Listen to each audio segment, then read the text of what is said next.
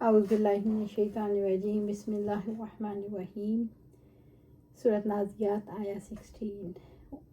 اذ ناداہ ربہ بالوادی المقدس طویٰ، جب اس کے رب نے اسے مقدس وادی طویٰ میں پکارا۔ طویٰ مقدس وادی ہے جو طور کے دامن میں واقع ہے، مصر سے مدین جاتے ہوئے راستے میں پڑی۔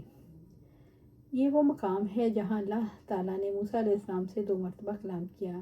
پہلی بار اپنے گھر والوں کے ساتھ مصر جا رہے تھے تو وادی میں آگ دیکھ کر وہاں پہنچ گئے۔ اسی موقع پر اللہ سبحانہ تعالیٰ نے نبوت عطا فرمائی اور دوسری بار جب تورات لینے کے لیے گئے۔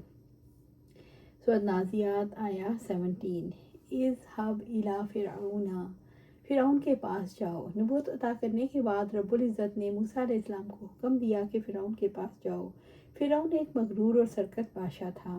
اس کے پاس جانا مشقت بھرا کام تھا، کیونکہ ایک تو وہ سرکش تھا، دوسرا موسیٰ علیہ السلام ایک قبطی کو قتل کرنے کے بعد مدین چلے گئے اور فرعون کی حکومت انہیں مجرم سمجھتی تھی۔ ان خطرات کا اظہار موسیٰ علیہ السلام نے اللہ سبحانہ تعالیٰ سے ہم کلامی کے دوران کیا۔ انہ طغیٰ، یقیناً وہ سرکش ہو گیا ہے، یعنی حد سے تجاوز کیا ہے، اس نے سرکشی کی اور تکبر کیا۔ سورۃ نازیات آیا 18۔ فَقُلْ هَلْ لَكَ إِلَىٰ أَن تَزَكَّىٰ، بس کہہ دو کہ کیا تیرے لیے کوئی رغبت ہے، تم پاکیزگی اختیار کرو۔ رب العزت نے موسیٰ علیہ السلام کے ذمہ فرعون کو پاکیزہ زندگی گزارنے کی دعوت دینا لگایا اور فرمایا، آپ اسے کہو کہ آپ کو ایسا طریقہ زندگی پسند ہے جس کو اختیار کر کے آپ کفر اور سرکشی سے پاک ہو جاؤ، سلامت رہو اور ایمان اور عمل صالح کی طرف لوٹ آؤ۔ سورۃ نازیات آیا 19۔ وَأَهْدِيَكَ إِلَىٰ رَبِّكَ، اور میں تمہاری رب کی طرف رہنمائی کروں۔ یہ تزکیہ کی تفسیر ہے، یعنی اللہ کی توحید اور اس کی مغفرت کی ہدایت ہے، یعنی میں رب کی رضامندی اور ناراضگی کو آپ پر واضح کر دوں، یعنی آپ کی رہنمائی میری ذمہ داری ہے۔ فَتَخْشَىٰ، کہ تم ڈرنے لگ جاؤ۔ اللہ تعالیٰ کی مغفرت سے، اس کی صفات کے ذکر سے تیری رہنمائی کروں تو آپ کے اندر خشیت پیدا ہو۔ خشیت معرفت کے بغیر پیدا نہیں ہوتی۔ رب کی عبادت سے تیرا دل اللہ کی طرف جھک جائے اور اس میں نرمی، پاکی اور نیکی پیدا ہو۔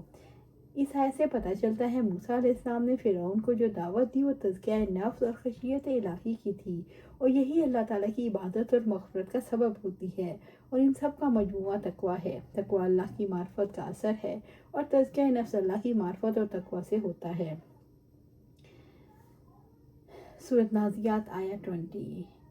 فَأَرَاهُ الْآيَاتِ الْكُبْرَىٰ، یعنی چنانچہ موسیٰ علیہ السلام نے اس کو بڑی نشانی دکھائی۔ فرعون نے موسیٰ علیہ السلام سے معجزے کا مطالبہ کر دیا۔ وہ صاحب اقتدار تھا، تکبر چھوڑنے کے لیے تیار نہ ہوا۔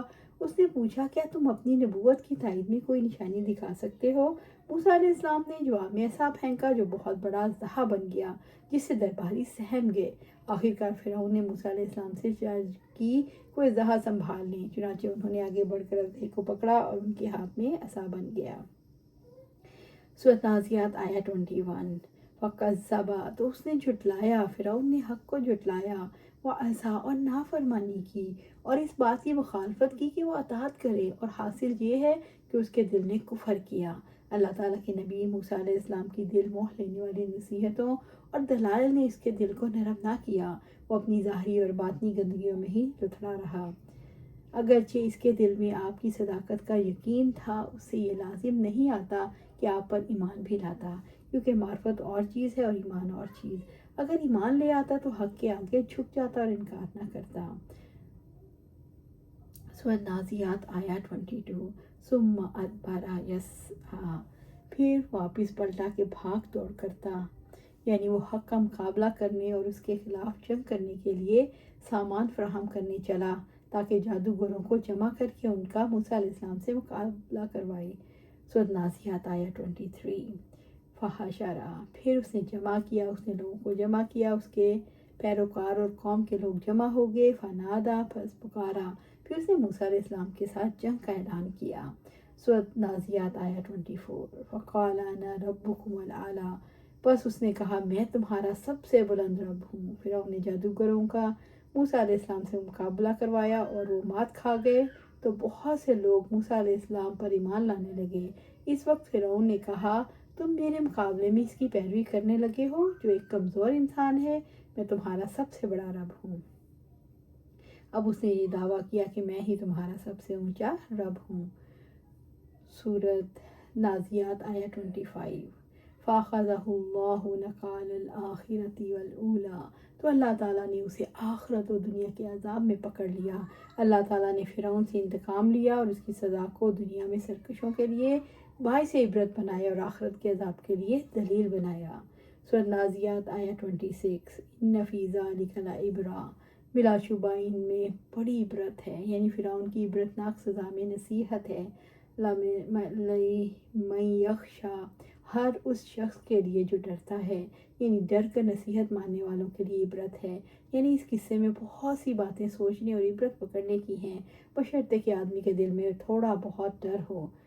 موسیٰ علیہ السلام اور فرعون کا قصہ درمیان میں ادا کیا۔ آگے پھر اسی مضمون میں قیامت کی طرف دعوت دی گئی، پھر اسی کی بات جاری کی گئی، کیونکہ جو کہ اللہ تعالیٰ سے ڈرتا ہے وہی آیت الہی اور عبرتوں سے مستفید ہوتا ہے۔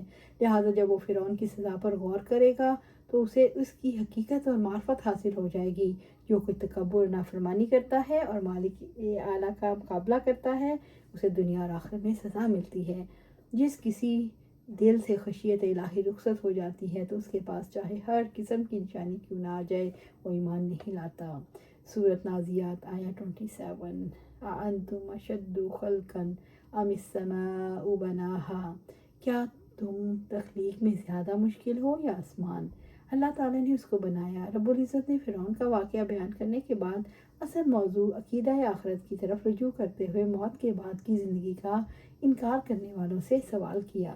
سوال یہ کہ آسمان کی اور کائنات کی تخلیق زیادہ مشکل ہے یا تمہاری تخلیق؟ اللہ تعالیٰ نے اپنی قدرت کے اظہار کے لیے تخلیق کا سوال کیا کہ یہ بتاؤ تمہیں پیدا کرنا مشکل ہے یا وسیع آسمانوں کو؟ اللہ تعالیٰ نے دوسری زندگی کو ثابت کرنے کے لیے تخلیق کا سوال کیا۔ جو پہلی بار پیدا کر سکتا ہے اس کے لیے دوسری بار پیدا کرنا کیا مشکل؟ سورۃ نازیات آیہ 28۔ رفع سمکہا، اس نے اس کی چھت بلند کی۔ آسمان محض حد نگاہ کا نام نہیں جیسے کہ موجودہ حیات دانوں کا خیال ہے، بلکہ آسمان ایک ٹھوس اور موٹی یا دبریز چیز ہے جس میں دروازے بھی ہیں، اور آسمان کی اونچائی زمین کے ہر مقام سے یکساں ہے کیونکہ اس کی نچلی اور اوپر دونوں سطحوں کو ہموار بنایا گیا۔ فسواہا، پھر اسے ٹھیک ٹھاک ہموار بنا دیا۔ اللہ تعالیٰ نے اس کی چھت بلند کی، اس کو درست اور ہموار کیا۔ اب اس میں کوئی کجی نہیں، کوئی خلل نہیں، یعنی اس کو محکم اور مضبوط بنا کر عقل کو حیران اور خرد کو گم کر دیتا ہے، یعنی عقل کو۔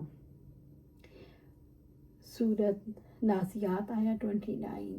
وَأَغْطَشَ لَيْلَهَا، اور اس کی رات کو تاریک کیا، یعنی اللہ تعالیٰ رات کو تاریک کرتا ہے تو یہ تاریکی آسمان پر پھیلتی ہے اور زمین کو تاریک کر دیتی ہے۔ وَأَخْرَجَ ضُحَاهَا، اور اس کے دن کی روشنی کو نکالا، یعنی آسمان میں سورج پیدا کیا۔ جب تک وہ اہل زمین کے سامنے رہتا ہے تو ان کے لیے دھوپ کا وقت اور دن ہوتا ہے، اور جب وہ غروب ہو جاتا ہے اور چھپا رہتا ہے تو ان کے لیے رات کا وقت ہوتا ہے۔ سورۃ نازیات آیہ 30۔ وَالْأَرْضَ بَعْدَ ذَلِكَ، اور اس کے بعد اس نے زمین کو، یعنی آسمان کی تخلیق کے بعد زمین کو تخلیق کیا۔ دہاہا، اس کو بچھایا۔ زمین کو بچھانے اور ہموار کرنے سے مراد اس کو رہائش کے قابل بنانا ہے۔ اللہ تعالیٰ نے اس کے لیے سارے انتظامات کیے، مثلا پانی، خوراک پیدا کی اور زمین کا توازن پہاڑوں کے ذریعے قائم کیا، یعنی اس کے اندر منافع و ودیت کی۔